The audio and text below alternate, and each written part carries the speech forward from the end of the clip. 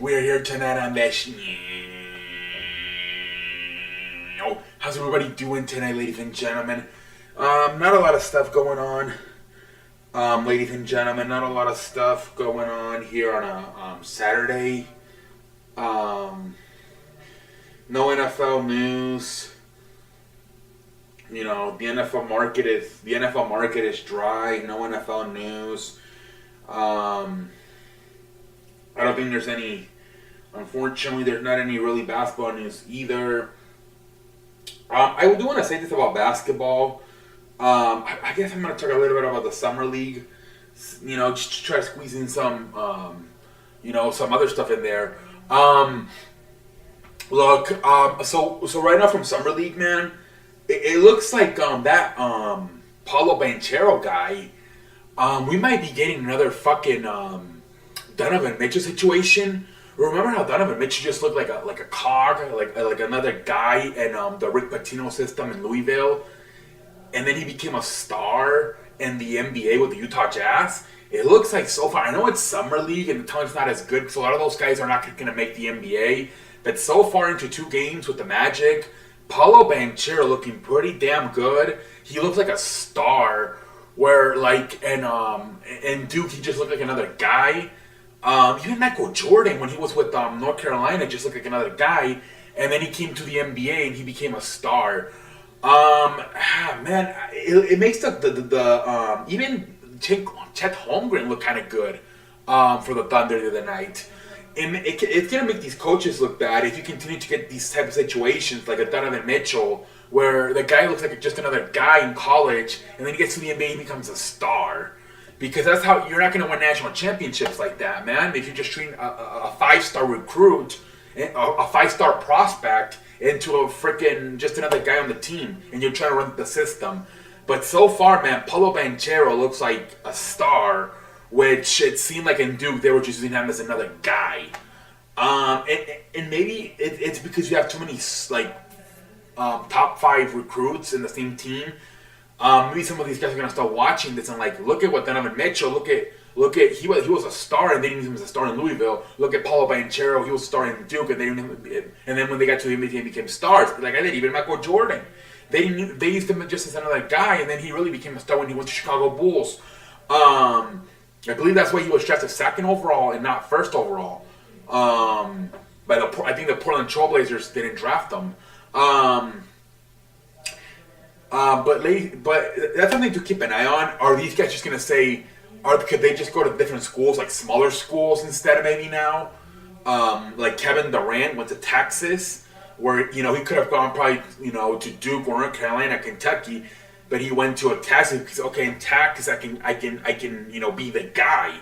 Where you go to these like Kentucky and North Carolinas and Dukes and it's like. Yeah, but there's going to be guys that are going to be really talented as well, and they're going to just want me to be another guy on the... Who knows? I mean, at least these guys are, in the case of Paulo Banchero, he's still the 1st-round pick, right? They drafted him 1st overall, so even if this happens to him... But like a guy like Donovan Mitchell, he could have lost a little bit of money instead of going... he could have gone like in the top 3, and I think he went like in the 15-20s, Donovan Mitchell. I believe, Lonzo Ball and Marquise Fultz were part of that draft, Jesus Christ. They got drafted way before Donovan Mitchell. But something to keep an eye on. It's just summer league. We'll see. Baseball. Let's see here with baseball. Let's see if we'll go over the scores with Leafs baseball, but let's see if there's any news. Let's see. Oh, we did get a trade today. Christian Bethancourt went to the Tampa Bay Rays. For prospects, Christian Fernandez and Cal Stevenson. So we got that first trade with Christian Bethancourt going to the Rays. And then Keith Hernandez got his jersey number 17 retired by the New York Mets. Congratulations to Keith Hernandez, man. Congratulations. Jacob DeGrom in the minor leagues looking pretty damn good. Pitched 3 scoreless innings. At one point threw 101 miles per hour. So Jacob DeGrom looking good in the minor leagues, man. Good for him, man. And that's about it. Let's look at the damn scores, and then we'll call it a night here tonight with baseball. 2-2 in the seventh inning. Cubs and Dodgers. Mariners and Blue Jays 2-1 in the seventh.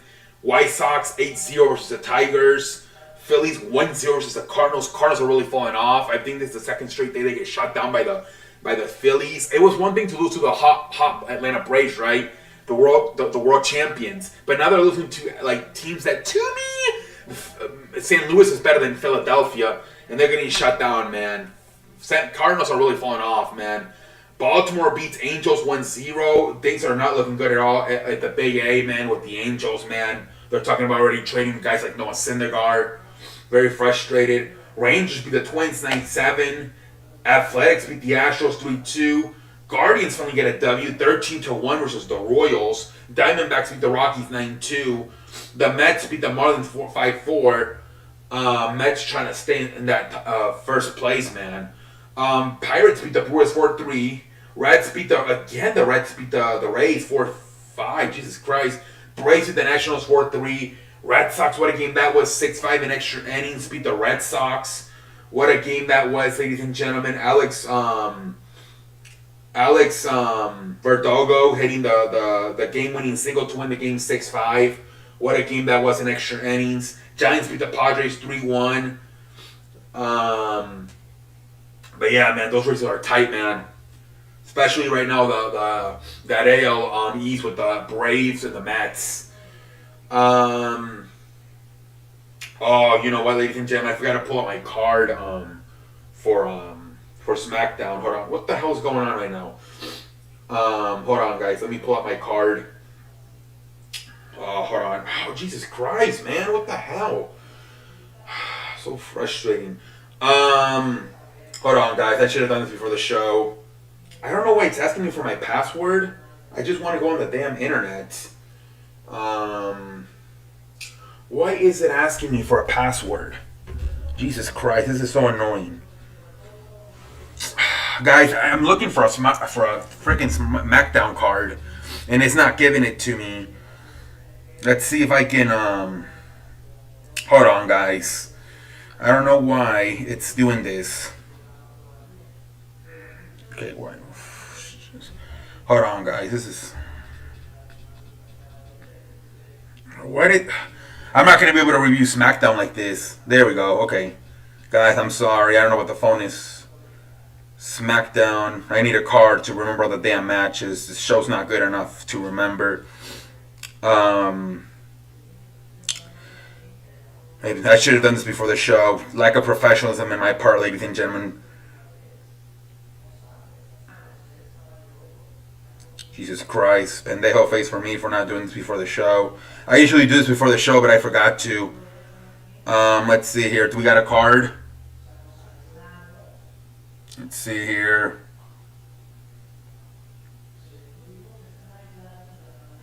Let's see. I think we got a card. Alright, we got a card. I apologize. Alright, first let me go over the news and then we'll go over the card. I apologize. So we'll go over the SmackDown show here real quick. Let's go over the damn news and then we'll go over let's see here. Jesus Christ, man. This is why I want a producer. Alright, so Mr. McMahon, here we go. Like I said yesterday, if there's a way to get him out, it's to get sponsors or maybe TV partners like Fox or NBC or USA Network to drop. Here we go. Netflix was going to do a documentary on Mr. McMahon's career and life, and it looks like it has been dropped. Mr. McMahon's documentary. I don't know if they lose any money of it or not, but that's the first really main thing to get dropped. His documentary for Netflix. It was reported Mr. McMahon was on SmackDown tonight, and then the plan was to go to Vancouver to apparently try to convince John Cena to sign. They don't know if it's for SummerSlam or for WrestleMania next year, but those plans have been canceled. They don't know why. They don't know if it has something to do with the new allegations that came out. But Mr. McMahon canceled his trip to Vancouver to go see John Cena. Possibly John Cena filming a movie over there in Vancouver. So that has been canceled. It is reportedly that Mr. McMahon screamed F him after he came backstage after his once the allegations came out, I believe on June 15th, which was a Wednesday. On June 17th, which was a Friday, he went out to the ring and he just said, "For now, together," and then he did the catcher from the beginning. And then he went back to the gorilla, which they call it backstage, and he just said F him. And apparently, I don't know if he was talking to the Wall Street journalists or the board of directors. And then he won't acknowledge it. Yesterday, he was at the show and business as usual. He didn't do nothing. Wrestlers are not allowed to talk about this publicly, but some have without like unanimously reached out to Sean Ross Sapp and have said they're very frustrated with the situation. So we'll see how it goes, man. But there it is. That's the first one. Netflix dropping its documentary. Yeah, and that's really about it with news. That's I guess we're gonna go over SmackDown, ladies and gentlemen. All right, so SmackDown starts with Roman Reigns. He walks to the ring, and Paul Heyman and stuff, and twice, Austin Theory came out in the beginning, then they go to commercial break, and then they come back. He does his promo, pretty much trying to get some hype under that Brock Lesnar, Roman Reigns fight for WrestleMania. They're saying this is going to be the final one, last man standing. Paul Heyman's asking all word. He's like, I don't know if you can beat him. This is where he's at his best, when his back is against the wall, being this is going to be his final time to beat you. And he's telling Roman Reigns, you're going to have to be the meanest, it's going to have to be the best performance of Roman Reigns' career if he wants to beat him. And then Austin Theory comes out again, I wouldn't even say teasing that he's going to cash in. Just sort of reminding, hey, I'm here, Roman Reigns. And then that's pretty much it. I don't know, man. Roman Reigns, man, I think it's finally time to switch things up. I might even go as far as to completely drop this whole thing and not only take the title away. What I would do is maybe you might have to repackage him again, just like you did in 2020. Because, I don't know. I feel like it's running its course, this whole tribal chief thing. People are over it. They're definitely over him being champion. He's not showing up to him. He's part-timer now. Maybe, I don't know. I mean, it looks like it's going to be either Brock Lesnar or Drew McIntyre, his next two opponents. You happily consider giving it to one of them, and then just telling Roman Reigns, go make a movie. Go away for 3 months. Maybe go away until possibly January for Royal Rumble, and maybe we'll bring you back as a babyface. I don't know, man. I think this whole tribal chief thing people are getting bored of it, man. I have, friends of me, tell me, hey, they used to like it, and now they're sick of it. And I would go as far as to, it might be time to eventually have them turn babyface again. The thing is the Usos. What do you do with the Usos? But as far as Roman Reigns goes, man, it might be time for a reset button. I think this whole tribal chief gimmick has run its course, and there's not much. The only thing I can see is The Rock. That's the only thing, which that's it, and that's not going to be until April of next year for WrestleMania. Now, it was reportedly that The Rock has no movies lined up the first 4 months of 2023, so maybe it is going to happen. But if that match does not happen, if by January, February it's not happening, you might have to press the reset button and repackage this guy, possibly turn him babyface again, because this gimmick is done. Like I said, that's the only thing I can see at this point being worth keeping him as a tribal chief if you're gonna have that Rock match at WrestleMania. Outside of that, man, I think the gimmick's kind of run its course. And like I said, if you're gonna have him as the tribal chief and get that match with The Rock, at least take the titles away from him, man. Jesus Christ, give somebody else a chance. Come on, man. But anyways, whatever. Next we get the Viking Raiders in a tag team match, which is Jinder Mahal and Shanky. The Viking Raiders completely buried the Jinder Mahal and Shanky. After the match, the New Day comes out. They're looking for payback after what happened last week. Same thing, the New Day get pendejo face, man. They get smashed by the Viking Raiders. And that's pretty much about it. Let's see here. Then we get We got a match between Luke Kaiser and Shinsuke Nakamura. Shinsuke Nakamura wins. After the match, Gunther beats the hell out of Kaiser for losing. Almost like punishing him. You know, whatever. And then we get Happy Corbin was announcing, guest announcing, and he did the entrance like Pat McAfee would do for Shinsuke Nakamura. Same thing with Corey Graves. They're pretty much just mocking Pat McAfee. Pat McAfee didn't make the show tonight because he had a golfing event with a bunch of like celebrities, I think, and NFL players. So they played off the gimmick that he was hurt from the attack on Money in the Bank by Baron Corbin. But yeah, he'll be back next week. And then we get a promo with Liv Morgan and Michael Cole in the ring, which then Natalya comes out, and she interrupts, and Ronda Rousey comes out, and then it leads to a match between Natalya and Ronda Rousey. Ronda Rousey just quits. I don't know if Ronda Rousey's still limping. I don't know if she's legit hurt or what, but she limped the whole match. But at the same time, it never affected her. She completely smashed Natalya, man. Natalya might want to ask for her release, man. Man, I think she might have to like retire or something. Yeah, Ronda Rousey just beats the hell out of her.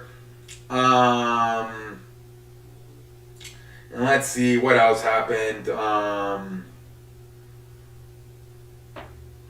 Then we get another freaking the male models with Max Dupree, with Mansoor and Mansoor, whatever the hell their names are. I hate this, man. Those two guys should also freaking retire or ask for their release. It's so embarrassing, man. I'd rather fucking retire than freaking be posting like a how embarrassing for Mansoor and Mesa, whatever the hell their names are, man. Then we get another match. We get supposedly Alea versus Lacey Evans in a tag team match versus Shayna Baszler and Shotzi. But the match never happens. Lacey Evans comes up to the ring and she kept going backstage and she wanted the fans to cheer for her. She gets pissed they don't cheer for her. And then she beats the hell out of Alea. And that's about it. The match never happens. Just Lacey Evans gets upset and beats the hell out of Alea. Whatever. I guess they're going to turn her heel. And then we get the freaking main event. Actually, no. We get another tag team match. We got the Usos versus Lotharios. Again, the Usos win. Whatever. And then we get the freaking main event. Drew McIntyre versus Sheamus. The winner gets to face Roman Reigns at Castle Crown. Man, this match, I knew something funny was going to happen because Drew McIntyre didn't come out until 8:47. Then they get a commercial, and Sheamus is not coming out until 8:51. I'm like, you have less than 10 minutes to go here. So what happens is Sheamus ends up coughing, and he says, I got COVID, I have to get tested. And he ends up getting replaced by Butch. Butch gets freaking squashed in about 5 minutes. McIntyre wins a damn match. Then after the match, Sheamus gets back in the ring. McIntyre grabs a sword, and he supposedly, he's gonna hit Sheamus, but Sheamus gets out of the way. He chops off the top rope with the sword. McIntyre. The fireworks come out, and that's pretty much the end of the show. I guess milking it for next week. I don't know. Some people are maybe saying Sheamus might get added to the match and be a triple threat. McIntyre, Sheamus, and Roman Reigns. I don't know, man, but I don't know what the reason was to delay this match. But you knew something was up when you have McIntyre coming out of the ring at 8:47 and then Sheamus coming out until 8:51. You're like, they're not, what are you gonna have, a 5-minute match? So I had a feeling something was up. We'll see what the hell happens, man. The show was very rushed to me. A lot of short matches. Everybody got smashed. Everybody got squashed. I don't know. Not a very good show, ladies and gentlemen. Not a very good show. Some of the matches were kind of unnecessary. Especially that Usos Lothario match. Why aren't both of them heels? Why are you having the heels versus each other? Pendejo face. Ladies and gentlemen, until next time, I'm like a light. Thank you for watching.